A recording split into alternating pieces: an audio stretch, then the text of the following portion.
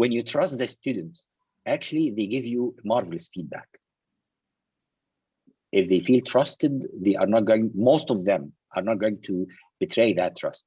The thing I'm always saying, and it's valid not only in exam or courses, it's valid in all our life, even in administration. I was discussing that with the senior VP yesterday. If we have 5% who are corrupted, okay, and then we are going to put rule to make the 95% life miserable, I can afford to live with the corruption of those 5% rather than spoil the life of the 95%. Yeah. Yeah, I agree. Yeah, of course, you're right. Or you know, I sometimes say that as well. I mean, some students lie, and I say, even if it's for the 1%, I cannot, you're right. I also think that we have another problem as well at the American College of Greece, is that we have second marking. In other words, all the exams are seen twice.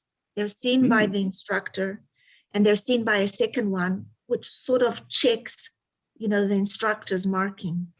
So like I liked the oral presentation that the other academic talked about in economics. I would have liked to have that, but then it's difficult because then I have to arrange for my second marker to be present in all my, in all the courses. It gets very, the organization of the second person who checks gets very difficult. I don't know, you only have one professor marking the work. I'm calling actually to get rid of that.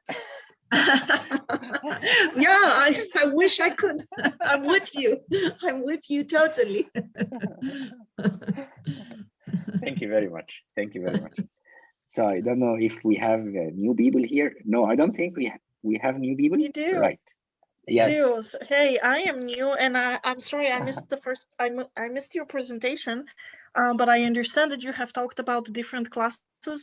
I am from the Center for Teaching, Learning, and Technology at the American University of Central Asia. I guess that it's better to just ask questions. I think that the disciplines where teachers are the most afraid that students cheat, and I think also the disciplines where students do cheat the most, these are economics and mathematics.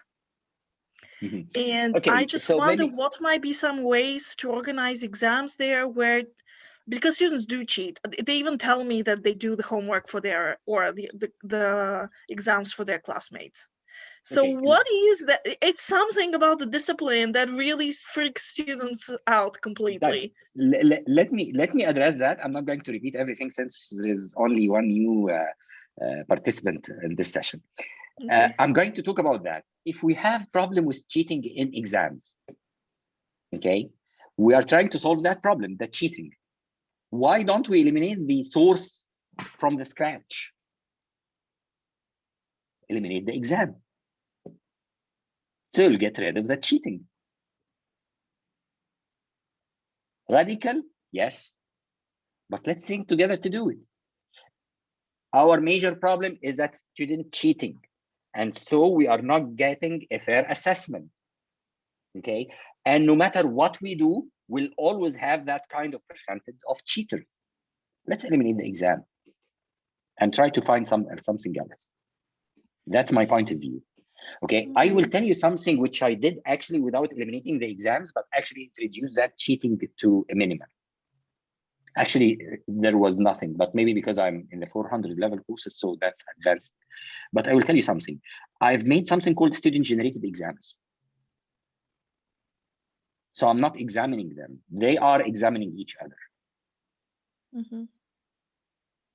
Okay, how did I do that in this course? I've divided them into groups of 2 students, and this group should prepare an exam. Each group prepare an exam. It's not only the preparation of the exams, we agreed on the topic, we agreed on the format of the exams, the exam paper, everything, but it's prepare the exam. Number 2, provide model answer for your exam. And the most important thing is not the exam or the model answer, it's the mark scheme. Provide me with a mark scheme. So in each answer, check if something is wrong, how many grades you are going to deduct, and how you are going to continue with the rest of the answer. So what happened? They studied, They studied. They start putting questions. They start solving those questions, and they start thinking about what's the possible mistake.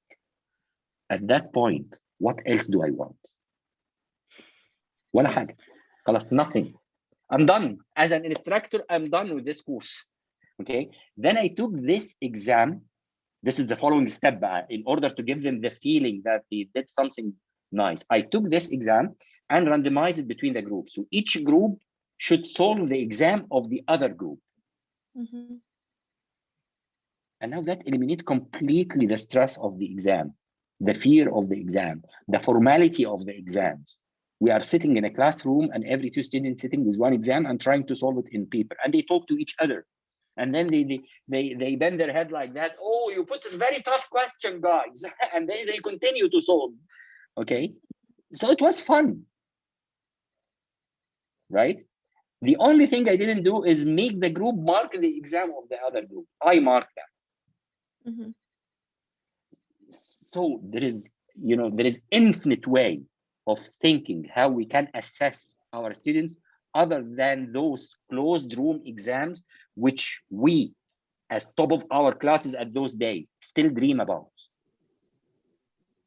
Some of us still woke up at night thinking that tomorrow is still the exam day. And he say, oh, okay, alhamdulillah, thanks God, we are not going to the exam, we are done.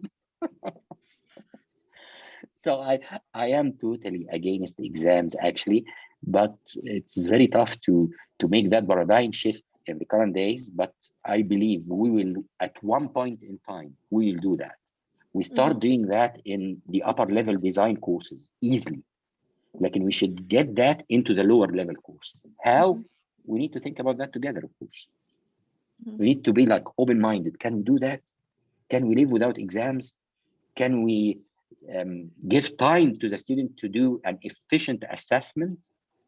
Give that student an A, as you mentioned, Emilia. Give that student an A, give that student a B. And yes, I'm sure that this one deserves an A, and he's convinced that he deserves an A, and this one deserves an F, and he's convinced that he or she, of course, convinced that he or she deserves an F without an exam. Can we do that? I believe we can. Mm-hmm. I have to go to class. I just wanted to say thank you very much. I really enjoyed hearing your ideas. So thank you. Thank you very much, others. Thank you. Bye. Thank you very much. Bye-bye. Bye-bye.